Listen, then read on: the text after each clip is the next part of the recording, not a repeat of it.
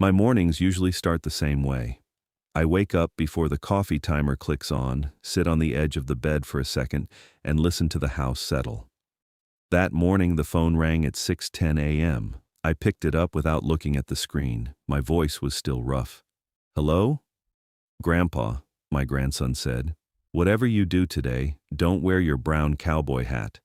He said it like he was trying not to panic. I sat up straighter.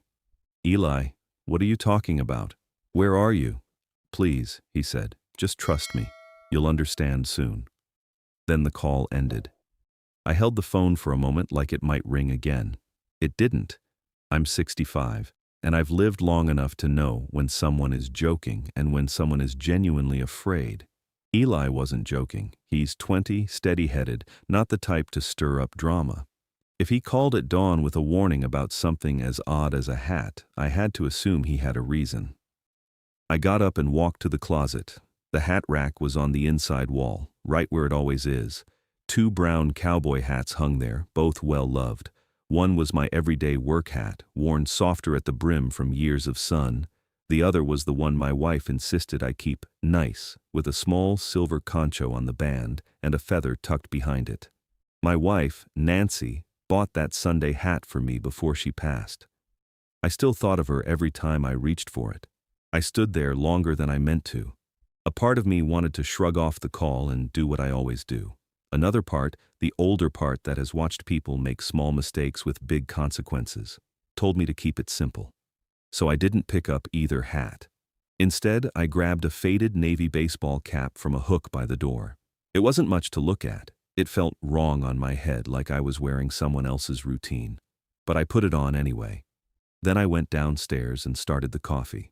My place sits outside a small town in Colorado, a stretch of land my family's been working for generations. Not fancy, just practical, the kind of property you take care of because it took care of you first. The kitchen smelled like coffee and old pine cleaner.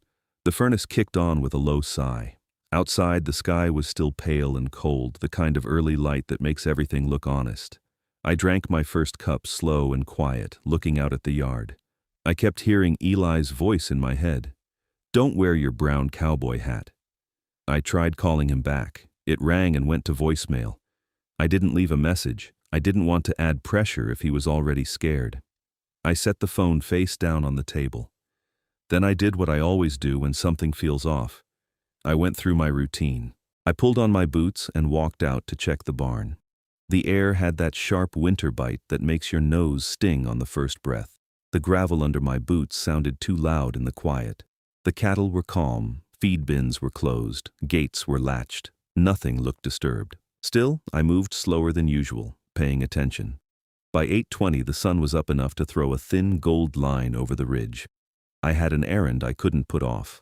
The supply place in town had my feed supplements set aside, and I'd already delayed once because of weather, so I washed my hands, grabbed my keys, and walked out to the truck. It's an older Chevy, not pretty, but it starts every time. I climbed in, adjusted the mirror, and caught myself reaching up for a hat that wasn't there. The baseball cap sat low on my forehead like it was trying to hide me.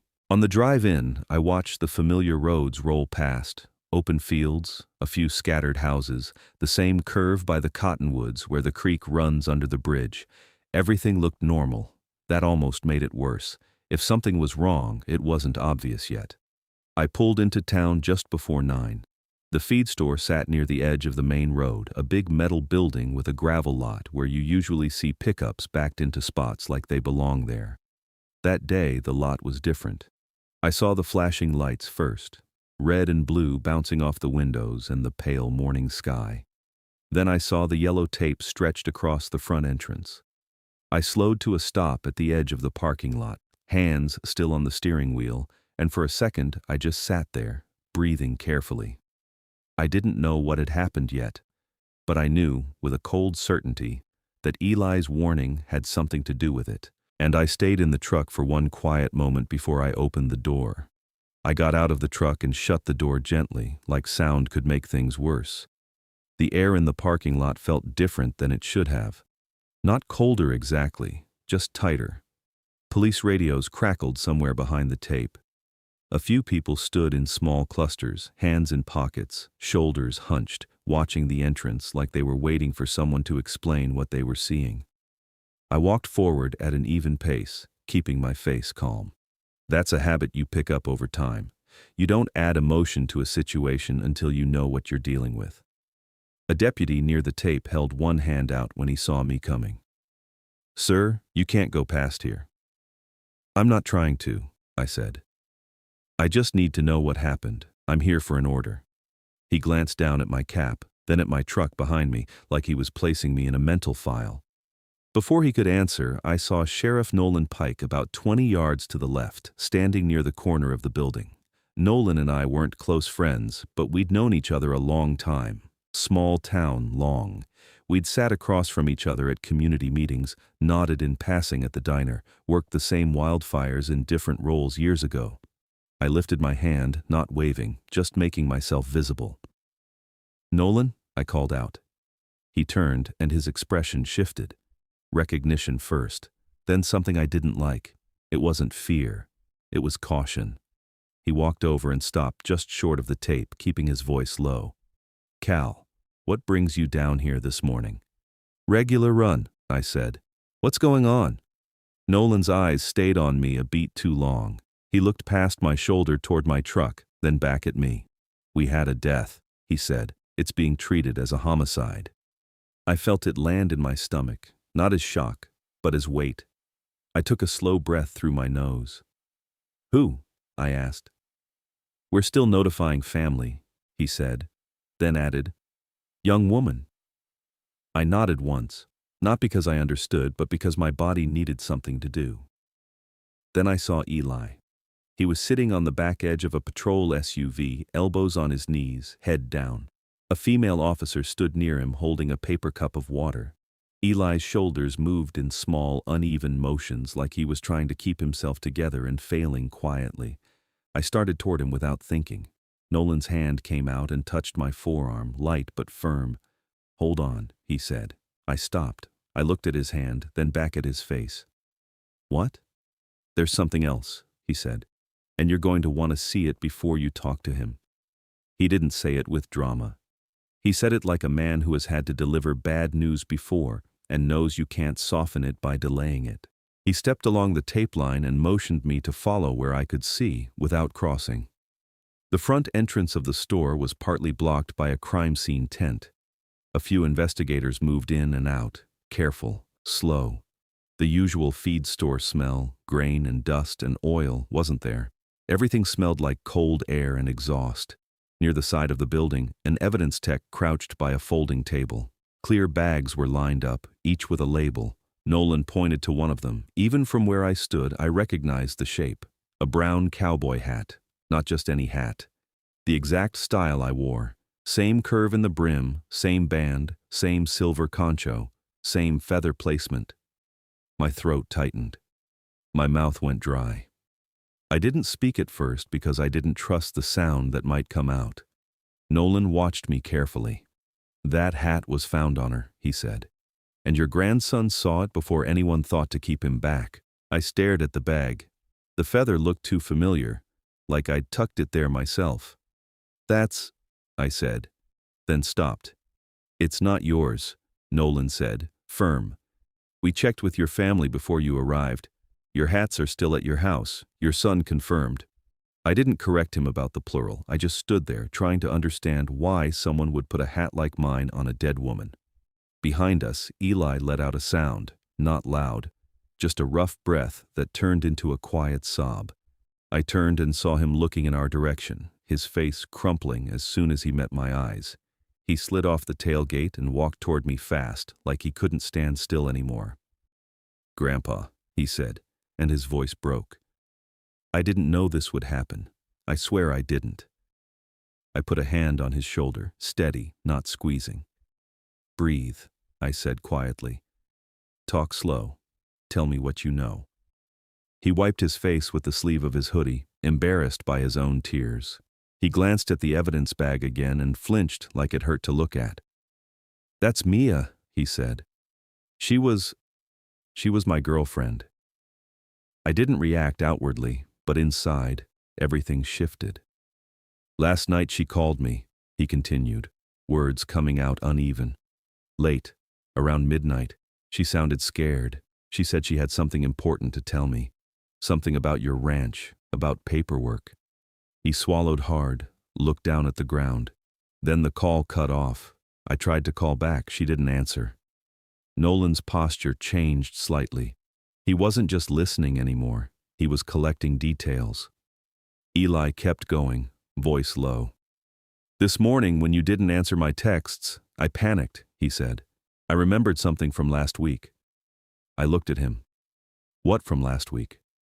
He rubbed his palms against his jeans like he was trying to wipe off a feeling. I saw Dana in your office, he said. Dad's wife. She was going through that drawer where you keep the old property records. I asked what she was doing. She smiled and said she was helping you organize things. She said you'd asked her. I didn't say anything, because I hadn't asked her.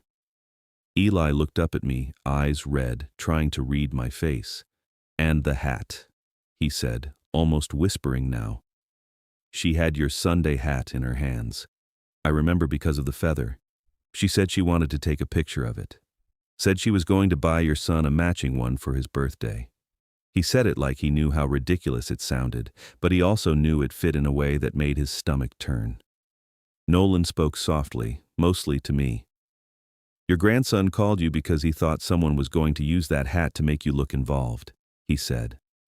I looked at the evidence bag again. It wasn't just a hat. It was a costume. A decision. Eli's voice turned shakier.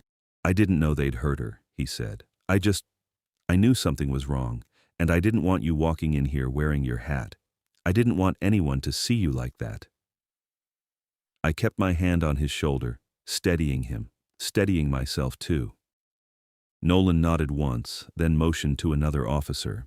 The officer walked over holding a small, clear evidence pouch and a folded item inside. Nolan took it, looked at the label, and his jaw tightened. This was in the victim's coat pocket, he said, and it's the part you're really not going to like. He opened the pouch carefully and slid out the folded papers just enough for me to see the header. It looked like a property deed. My property deed.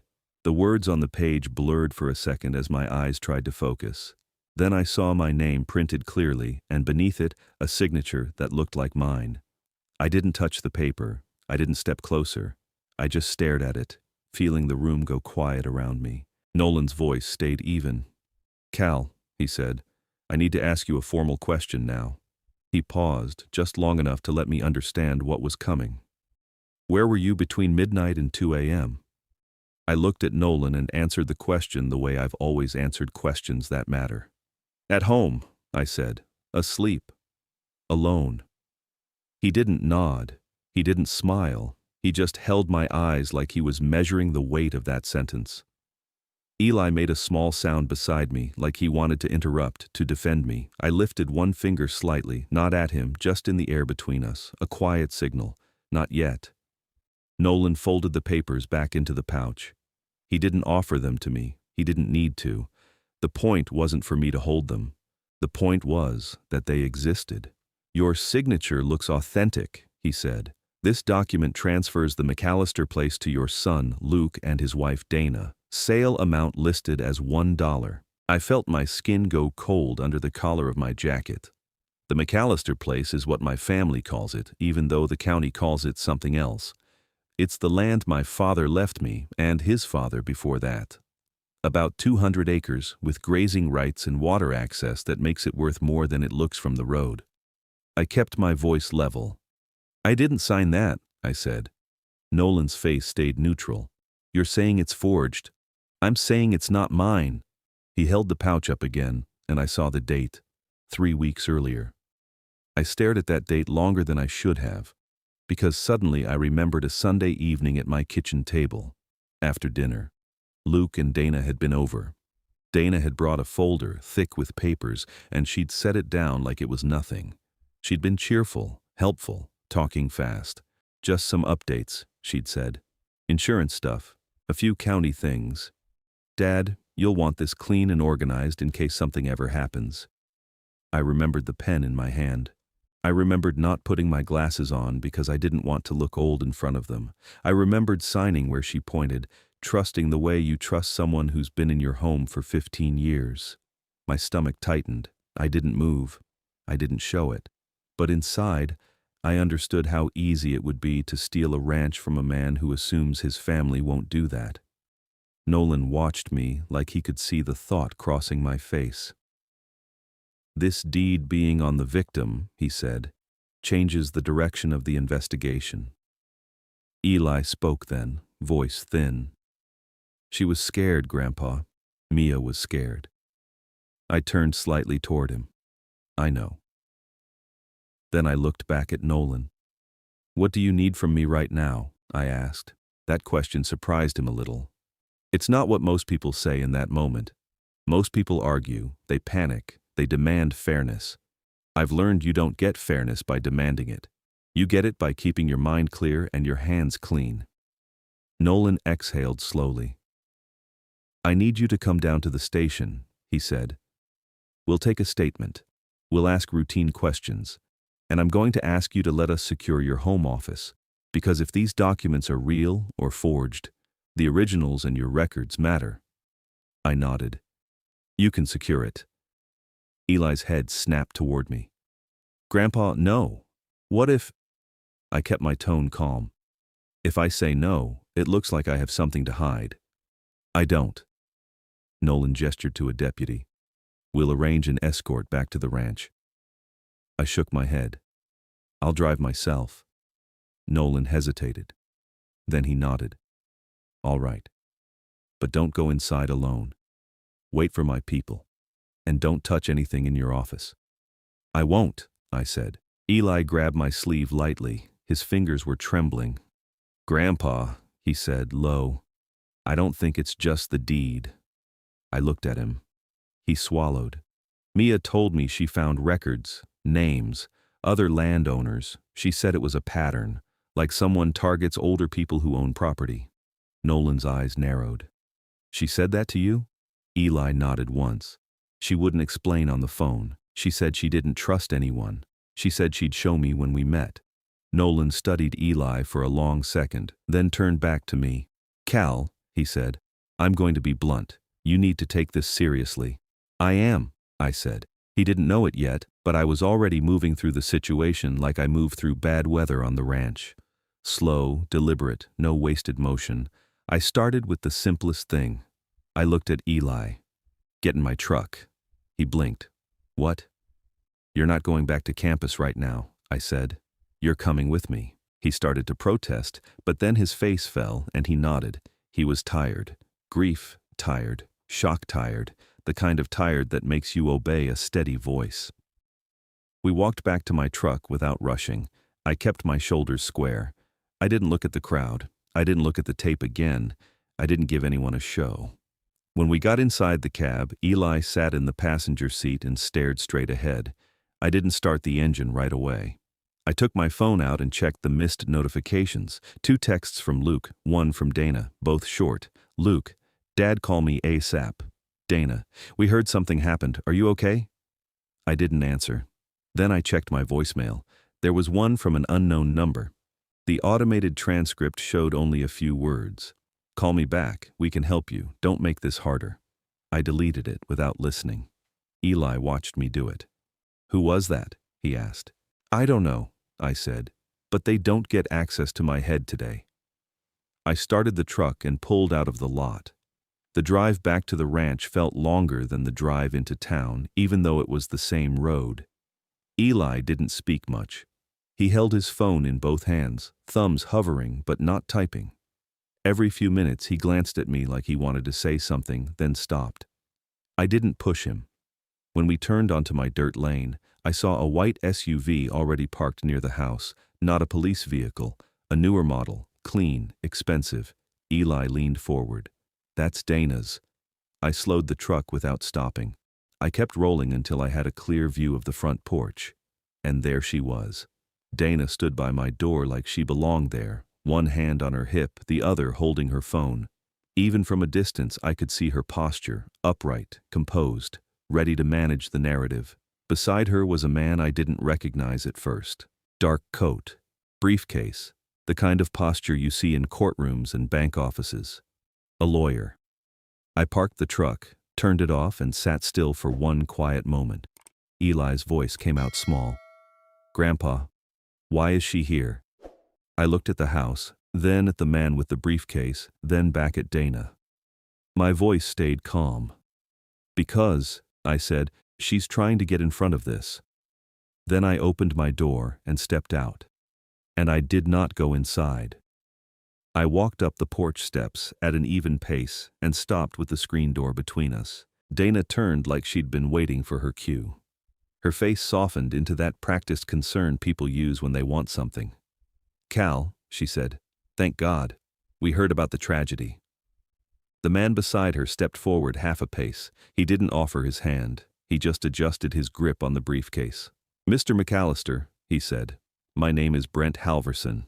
I represent your son and Mrs. McAllister." I nodded once. "Morning." Dana glanced at Eli, and for a second her expression tightened.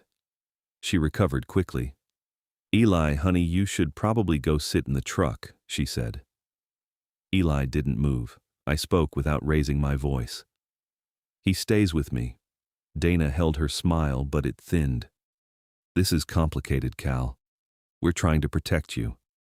I looked past her at my front door. "Then step off my porch." The lawyer opened the briefcase and took out a folder like he'd rehearsed this. He didn't hand it to me. He held it at chest level so I could see the top page.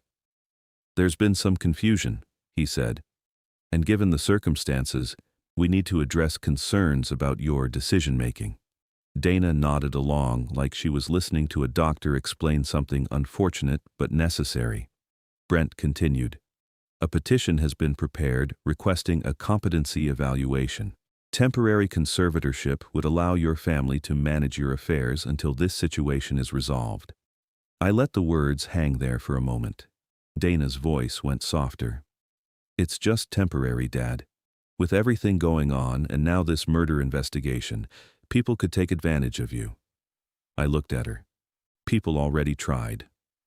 Her eyes flicked, quick, like a blink that lasted half a second too long. Brent added, "There are also documents indicating you signed a durable power of attorney last year. In the event you are deemed unable to manage finances, Mrs. McAllister can act on your behalf." Eli inhaled sharply beside me, like the air had gone out of his chest. I didn't react outwardly. I simply noted it. Then I spoke in steps, the way I do when a fence goes down and I need order before I need feelings. "Step 1, I said, looking at Dana. "You and your lawyer leave my porch." Dana's smile slipped. "Cal, don't be like this." "Step 2, I continued, calm. "You do not enter my house. You do not touch my files. You do not call anyone pretending you speak for me." Brent cleared his throat. "Mr. McAllister, you may not understand the legal exposure you're facing. If you obstruct, it will be reflected in court." I looked at him. "Step 3, I said. "I call my own attorney, and I let the sheriff's office secure the place like they requested." Dana's face changed. The warmth drained out. What was left was controlled irritation. "You're making a mistake," she said. "I'm making a list," I replied. That landed. She didn't like that. Brent lifted the folder slightly. "You have 48 hours to cooperate before we file." I nodded as if I'd heard a weather report. "File what you want," I said. "But you're not doing it from my porch." Dana stepped closer, lowering her voice like it was a private conversation between family. "Cal," she said, "Luke's under a lot of stress. If you fight us, this gets ugly. You'll end up in court, and you'll end up evaluated. People will talk." I looked at her steadily. "People can talk. They cannot take my name or my land with a story." Her jaw tightened. I could see she was deciding whether to escalate. Instead, she tried a different approach. She leaned in just enough that I could smell her perfume, clean and expensive. "You're alone," she whispered. "You don't want to be alone." I didn't step back. I didn't step forward. I just held my ground. "I'm not alone," I said, glancing at Eli. "And you're not welcome." For a moment, nobody moved. Then Brent closed the briefcase like he was done performing. "We'll be in touch," he said. Dana's eyes stayed on me. Cold now, measured. "This isn't over," she said. I know, I replied. They walked down my porch steps and headed to the SUV. Dana didn't look back when she opened the driver door. She got in like she had places to be and time to control.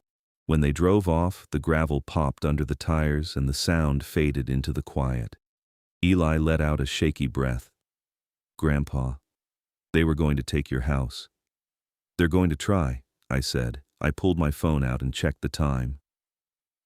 10:12 a.m. Then I did the next thing on the list. I called Sheriff Pike. When he answered, I kept it short. Nolan, Dana, and a lawyer are at my place. They're pushing competency and power of attorney. There was a pause on the line, then a sharp change in his tone. Do not go inside. My deputy is 5 minutes out. Wait on the porch. I'm waiting, I said. I hung up and looked at Eli. We're going to do this clean, I told him. No shouting, no arguing, just facts. He nodded, swallowing hard. I sat down on the porch chair, the one Nancy used to like, and I waited with my hands resting flat on my knees.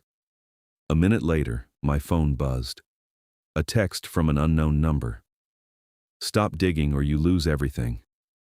I read it once, then I turned the screen toward Eli so he could see it without me saying a word. His face went pale. And then we heard tires on the dirt lane coming fast. A county cruiser pulled up, gravel spraying lightly, and Deputy Maribel Shaw stepped out. I knew her by sight more than conversation. Solid, quiet, careful. The kind of deputy who listens more than she talks. She walked up to the porch and looked from me to Eli, taking in our faces. Mr. McAllister, she said, Sheriff Pike asked me to secure the property and keep everyone out until investigators arrive. I nodded. Thank you. Her eyes dropped briefly to my phone still in my hand. You get a threat? I turned the screen toward her. She read the message once, then again, and her jaw tightened. I'll log it, she said. Don't delete it. I won't. She stepped back down the porch and stood where she could see the driveway and the front door at the same time. Do you have anyone inside? She asked. No, I said. But my daughter-in-law tried to be. Not anymore, Maribel said. Not without a warrant. She spoke plainly, without drama. It steadied the air around us. 2 more vehicles arrived within the next 15 minutes, Sheriff Pike himself, and a state investigator in a plain jacket with a hard case in his hand. Nolan didn't waste time with greetings. He stepped up onto the porch and gave me a look that said he understood the shape of what this was becoming. Dana and an attorney showed up, he said. Yes, I replied. Competency petition. Power of attorney claim. Nolan exhaled through his nose, then turned to the investigator. This is Cal McAllister. Treat his home office as a priority scene. The investigator nodded once. Name's Kendra Lowell, Colorado Bureau of Investigation. She didn't offer a hand. She didn't need to. She looked at the door like it was a locked file drawer. Before we go in, she said, I want to know if anything has been moved in the last 24 hours. Not by me, I said. Dana tried to get inside while I was in town. I stopped her at the porch. Kendra nodded, satisfied enough. Nolan motioned to Maribel. Document the threat text and tag it. She pulled out a small camera and took a photo of my screen from 2 angles, then wrote down the number. Eli stood behind me, quiet. He looked like he'd aged a year since 9 o'clock. Kendra said, We'll enter together. No one touches anything unless I ask. I nodded. Understood. We went inside. The house smelled like coffee and old wood, same as always, but now it felt like a place that needed to be proven clean. Kendra moved straight toward my office, walking slow, scanning. Nolan stayed at my shoulder. Maribel remained near the front entry, keeping watch. Eli hovered in the hallway, unsure where to put himself. My office door was closed. I hadn't left it closed. Kendra looked at me. Was it closed when you left this morning?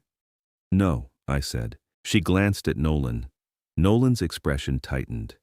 Kendra opened the door carefully. The room looked mostly normal at first glance, but small things were off. A drawer slightly open. A folder on the desk that shouldn't be there. A chair pulled out like someone had sat in it and stood up in a hurry. Kendra stepped in and raised a hand. Stop. Nobody else enters. She pulled on gloves and leaned closer to the desk without touching it, eyes moving like a checklist. Looks like a search, she said quietly. Nolan's voice stayed controlled. Dana said she was looking for documents to help. Kendra gave a small nod that wasn't agreement. It was notation. She opened her case and began photographing the room in careful sequence. Desk surface, open drawer, filing cabinet. Floor near the cabinet where a thin scatter of dust looked disturbed. Then she crouched by the cabinet and pointed with a pen. Scrape marks, she said. Someone pulled a drawer out hard. Eli took a step forward, then stopped himself. His hands clenched and unclenched. Kendra stood and looked at me. What's in this cabinet? Property records, I said. Old deeds, water rights, tax assessments. And your signature samples? She asked. In the top drawer, I said. Old checks, some notarized documents. Kendra nodded. That's what I wanted to hear. She didn't open anything yet. She photographed again, then turned to Nolan. I want the last 3 weeks of your call logs and texts, she said. And I want names. Your son, your daughter-in-law, the attorney who came here. Nolan looked at me. Luke McAllister, Dana McAllister, attorney Brent Halverson. Kendra repeated them under her breath, committing them to memory. Then she asked me, Mr. McAllister, did you sign anything at your kitchen table 3 weeks ago? I didn't hesitate. Yes. Nolan's eyes narrowed. You signed documents without reading them? I signed what Dana told me were insurance updates, I said. I didn't put my glasses on. That was my mistake. Kendra nodded once. No judgment, just timeline. Did Dana handle the papers? She asked. Yes. Did she control where you signed? She asked. Yes. Kendra looked at Nolan. That's your leverage. Eli suddenly spoke, voice low and strained. Mia said it wasn't just one property. Kendra turned to him. Tell me what she said. Eli swallowed. She told me she had records, multiple names, older landowners, transfers, then deaths. She said it was tied to development companies. Kendra's eyes sharpened slightly. Did she show you anything? Eli reached into his jacket, hands shaking, and pulled out a small black USB drive. I copied what she had, he said. She hid it in her apartment behind the bathroom mirror. I didn't take everything, just what I could. Nolan stared at the drive like it was both a gift and a bomb. Kendra held her palm out. Give it to me. Eli placed it carefully into her gloved hand. Kendra put it into an evidence bag and sealed it right there, then wrote the date and time with a black marker. Good, she said. That stays clean. Nolan exhaled slowly. Eli, you went to her apartment? Eli nodded. After the police called me. I didn't know what else to do. Nolan looked like he wanted to lecture him, but he didn't. Not yet. Kendra asked, Did you see anyone there? Any sign someone had already searched? Eli nodded again. The place felt wrong, like drawers had been opened, then closed, like they missed something. Kendra's mouth tightened. All right. She turned back to me. Mr. McAllister, here's what happens now. Her tone shifted. Not emotional, just procedural. We secure your records. We scan and preserve signature samples. We compare the deed found on the victim to known originals. We pull surveillance from the feed store, the roads, and your property. And we interview Luke and Dana separately. Nolan added, and we keep them away from you. I nodded once. That's fine. Kendra looked at my phone again. That threat text, it matters. We trace it. Then Nolan's phone rang. He answered and listened for a few seconds, face tightening. Then he covered the receiver slightly and looked at me. Cal, he said, Luke is on his way here. He says Dana told him you're confused and the police are taking advantage of you. He's demanding to talk to you right now. I didn't move. I didn't argue. I just looked at Nolan and spoke calmly. Let him come, I said. But we do it on the porch, in front of witnesses. Then I looked at Kendra. And I want one thing clear before he steps out of his truck, I said. No one talks over anyone. We do this in order. Kendra nodded. Agreed. We walked back toward the front door together, and I waited, listening for the sound of my son's tires on the dirt lane. Luke's truck came up the lane faster than it needed to. Dust lifted behind him and drifted across the yard like a slow curtain. He parked crooked, got out, and walked toward the porch with his shoulders tight. He didn't look at Maribel at first. He looked at me. Then he looked at Nolan. Then he looked at Kendra like she was something he didn't recognize. "Dad," he said, "what is going on?" I kept my voice even. "Sit down." He blinked. "What?" "Sit," I repeated and nodded toward the porch step. "Right there." Luke hesitated, then sat, not relaxed, just contained, like a man trying to keep control of his face. Kendra stayed standing. Nolan stayed near the railing. Maribel watched the driveway, one hand resting near her radio. Luke spoke quickly. "Dana said you were upset.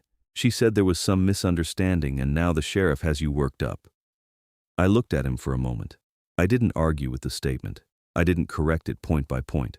I asked a simple question. "Did Dana tell you she came here with an attorney?" Luke's eyes shifted. "She said she talked to someone. She said it was to protect you." I nodded once. "Did she tell you they threatened a competency petition?" Luke's jaw tightened. "Dad, nobody threatened you. Dana wouldn't do that." Nolan spoke, calm but firm. "Mr. McAllister, I was here. I heard it." Luke looked at Nolan like he didn't want to accept that. Then he looked back at me, searching my face. I kept my hands on my knees. "Luke," I said, "I need you to listen to facts, not feelings, not Dana's interpretation." He didn't answer, but he stopped talking. That was enough. I continued. "A woman was killed last night. She was wearing a brown cowboy hat made to look like mine. A deed transferring my land to you and Dana was found on her." Luke sat very still. His face changed slightly, like the words were too heavy to fit in his head all at once.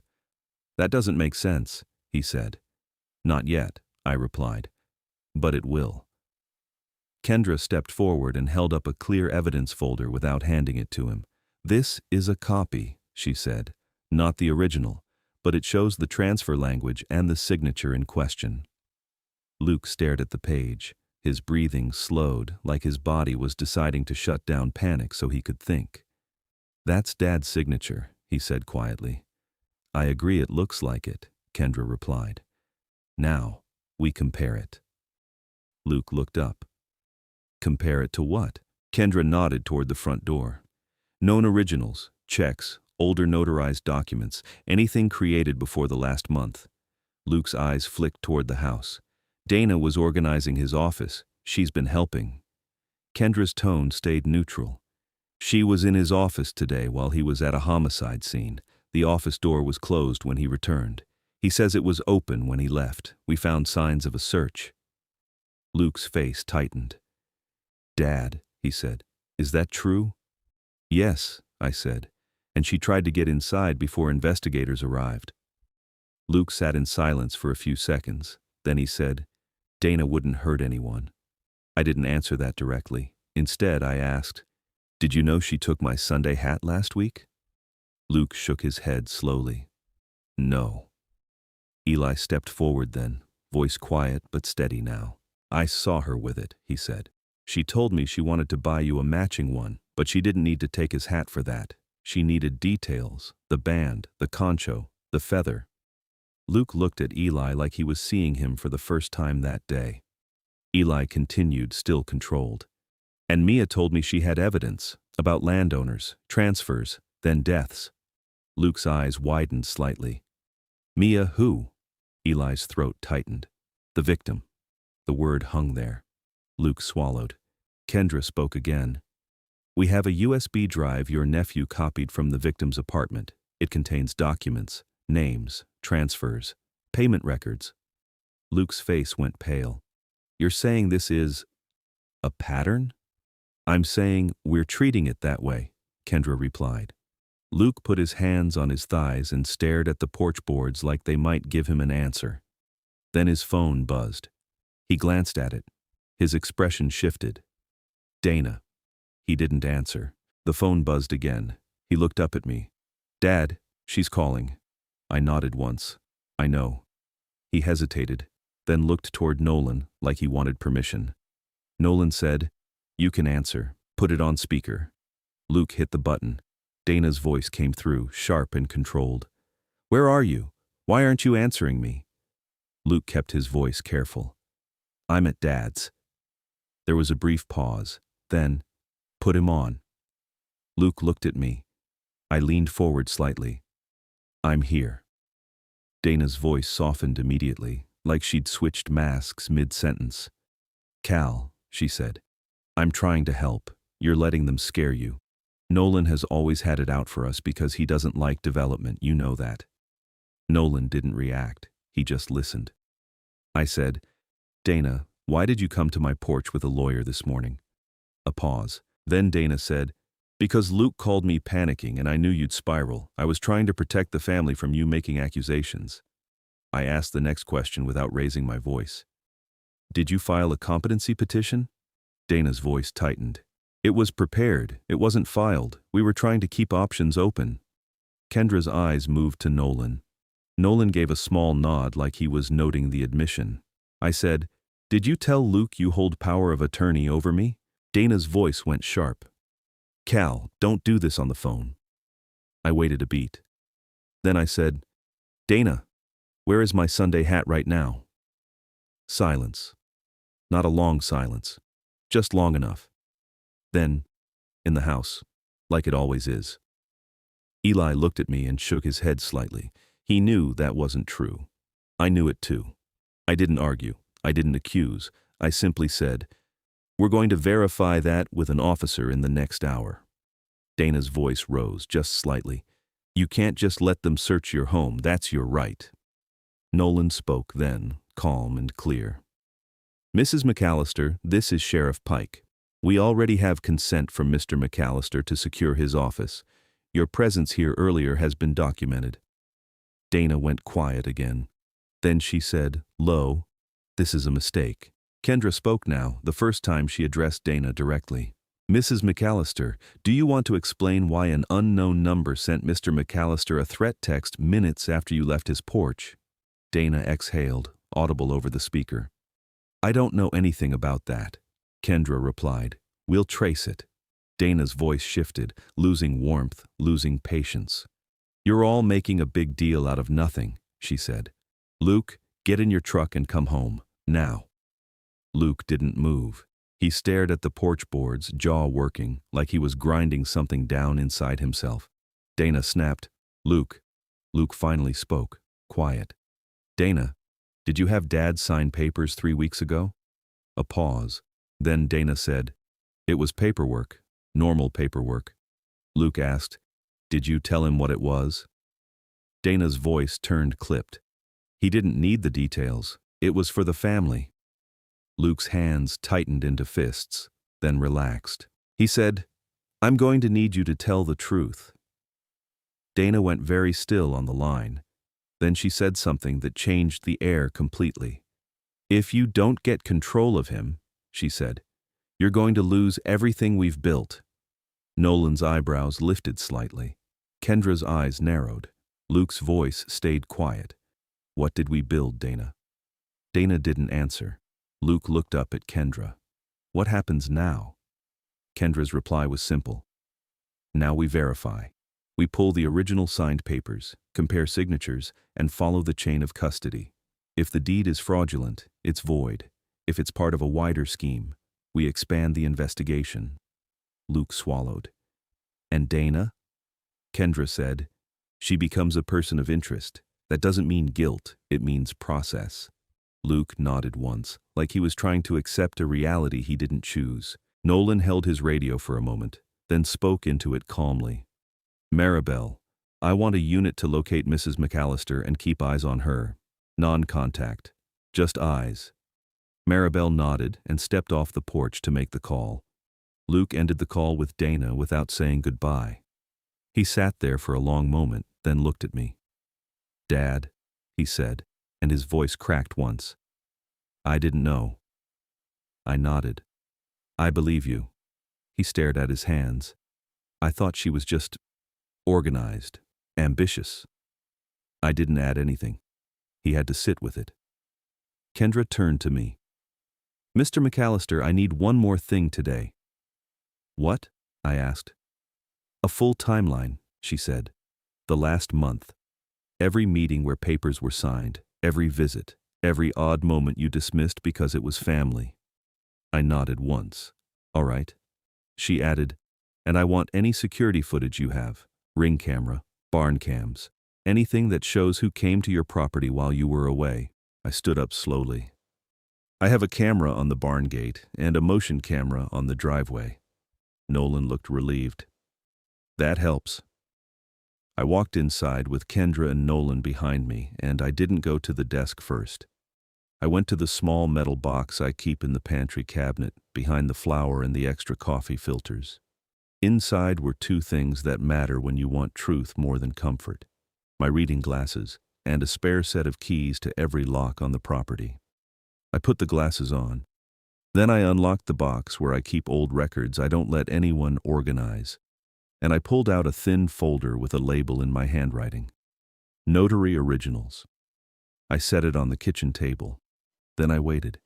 The kitchen felt quiet in a way that wasn't peaceful yet. It was the kind of quiet you get when you finally stop guessing and start checking. Kendra sat at the table with the folder open in front of her. Nolan stood by the counter, writing notes. Eli stayed near the doorway, arms folded, watching the adults do adult work, like he was trying to memorize the process so he'd never be helpless again. I didn't rush anyone. Kendra began by photographing the notary originals. Then she compared signatures side by side.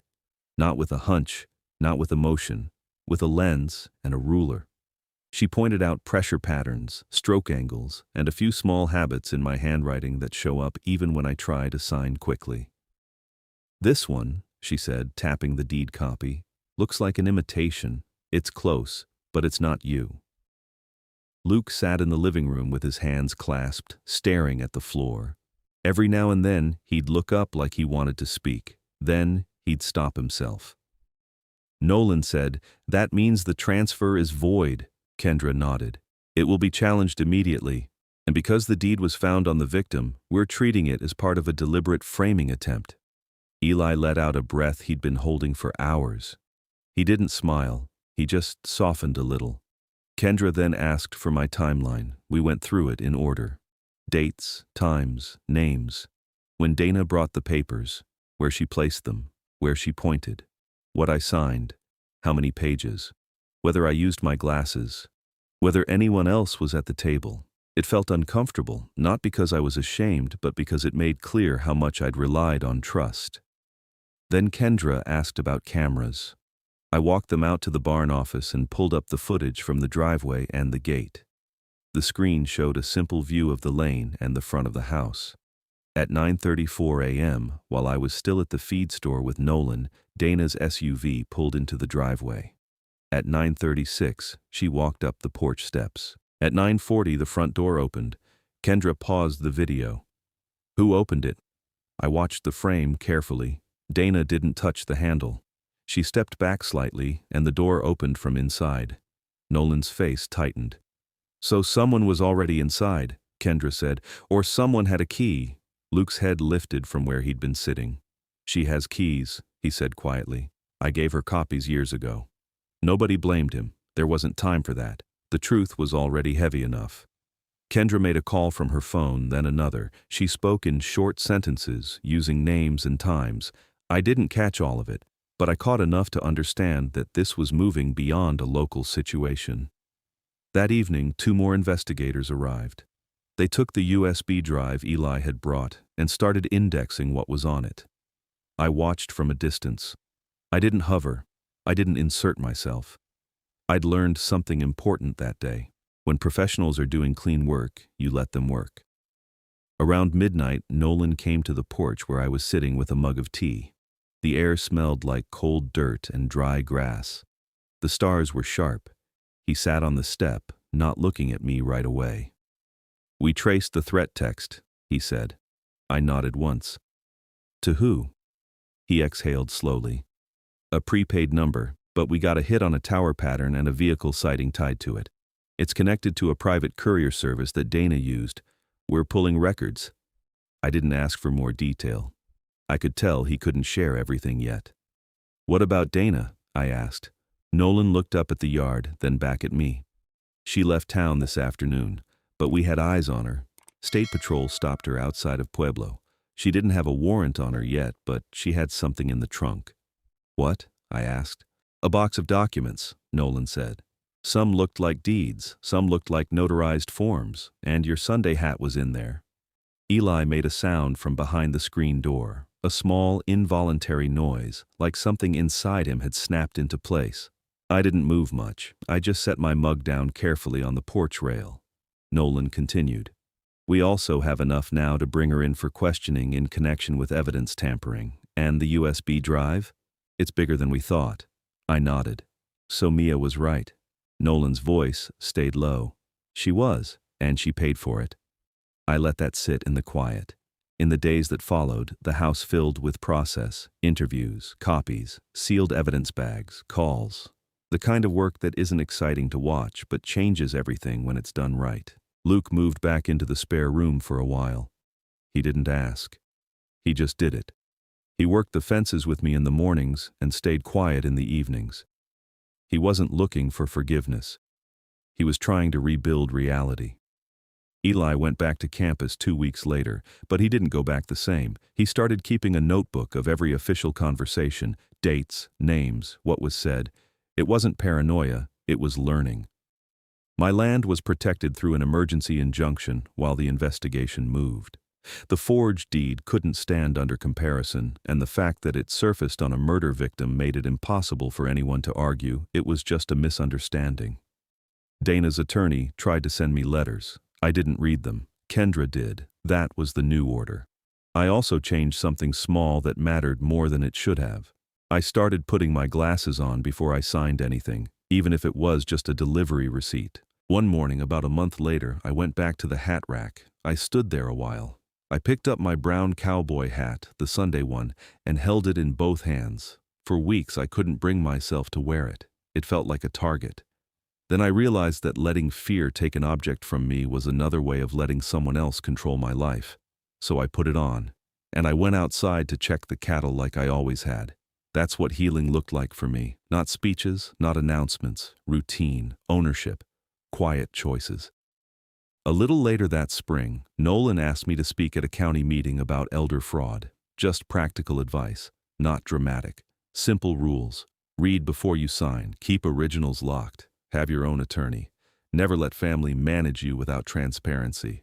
Put everything in writing. After the meeting, a man in his 70s approached me. He didn't introduce himself right away. He just held a folder in his hands and said his niece had been helping with paperwork.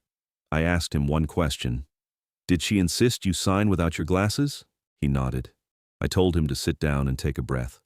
And I realized this kind of thing doesn't stop with one family. There's always someone else, somewhere else, who thinks trust makes a person easy to take from. That's why I'm telling you this. If you're still here with me, thanks for listening quietly to the end. If this story felt familiar in any way, I hope it helped you feel a little more steady. Please take a second to like the video and subscribe if you want more true stories told this way. And in the comments, tell me what city you're watching from and what time it is right now. 2 popular stories are going to appear next, and I'll see you in the next one.